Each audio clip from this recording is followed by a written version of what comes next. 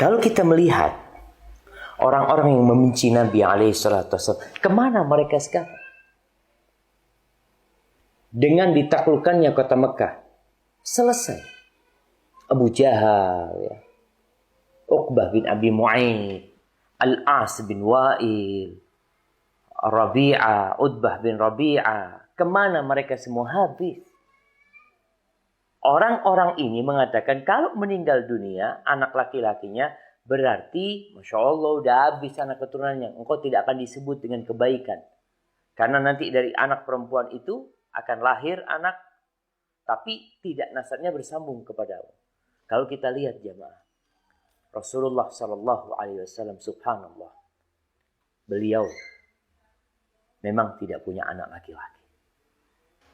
Tapi anak keturunan beliau yang dari Fatimah memenuhi bumi Allah ini. Mereka yang Ahlul Bait, yang nanti pada hari atau sebelum hari kiamat, kita tahu Imam Mahdi itu dari keturunan Rasulullah SAW. Namanya seperti nama Nabi SAW. Nama ayahnya seperti nama ayahnya Nabi. Namanya Muhammad ibn Abdullah, dari keturunan Hasan. Dan sampai hari ini kita melihat keturunan-keturunan Nabi SAW.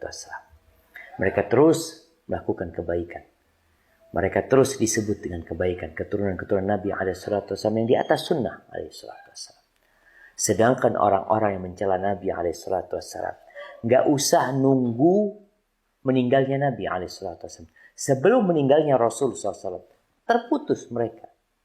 Ketika Nabi SAW menaklukkan kota Mekah tahun 8 Hijriah, apakah disebutkan kembali Abu Jahal?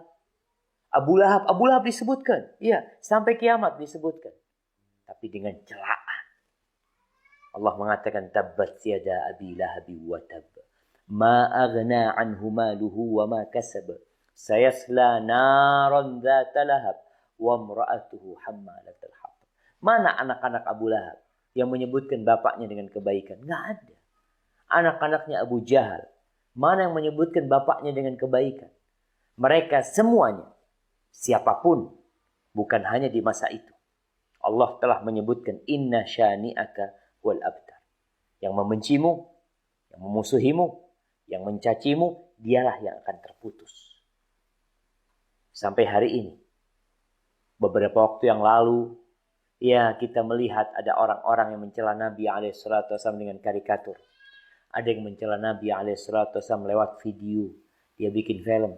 Ada yang mencaci Nabi SAW dengan tulisan. Semua mereka, kalau tidak bertaubat, tidak kembali kepada Allah SWT, mereka adalah orang yang terputus kebaikannya. Sedangkan Nabi SAW, Allah udah mengatakan, Inna a'tainakal kautsar. Kami telah memberikan al-kautsar kepadamu. Kita sebagai umat Nabi SAW akan menjadi umat yang terbanyak yang masuk surga. Dan tidak pernah disebutkan nama Nabi SAW kecuali kita bersalawat buat Nabi SAW. Engkau coba buka kitab hadis. Engkau lihat kajian, satu kajian. Engkau akan mendengar sallallahu alaihi Muhammad. Allahumma salli wa sallim alaihi. Assalatu wassalamu alaika ya Rasulullah. Diulang-ulang satu kajian. Di setiap salat orang beriman. Umat Nabi SAW senantiasa dia mengatakan asyhadu an la ilaha illallah wa asyhadu anna Muhammadan abduhu wa rasuluh. Dan sebelum itu dia mengatakan assalamu alayka ayyuhan nabiyyu wa rahmatullah wa barakatuh. Dan sampai hari ini nama Muhammad alaihi salatu wasallam dikumandangkan di masjid-masjid, dari menara-menara. Kita terus mendengarkan panggilan tersebut mengatakan asyhadu anna Muhammadar Rasulullah. Ini semua bukti bahwasanya siapa yang membenci Nabi alaihi salatu wasallam, siapa yang memusuhi Nabi alaihi salatu wasallam, dia akan terputus kebaikannya. Kalaupun dia punya anak, Masya Allah, ini orang punya anak banyak 10. Selesai.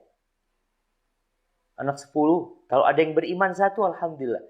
Yang beriman pun tidak akan menyebut kebaikan bapaknya yang kafir, yang suka mencela Nabi SAW. Maka ketika orang-orang mencaci Nabi SAW, memusuhi Rasulullah sallallahu alaihi wasallam. Nabi nggak pernah bantain mereka. Tapi Allah yang belain Nabi alaihi salatu wasallam. Allah yang jaga nama baik Nabi alaihi salatu wasallam. Dengan apa? Salah satunya dengan namanya. Muhammad. Artinya terpuji, bukan tercela. Mereka mencela. Siapa yang mereka cela? Orang yang terpuji. Jadi yang benar yang mana ini? Ini Muhammad, ini mereka mencela muzammam.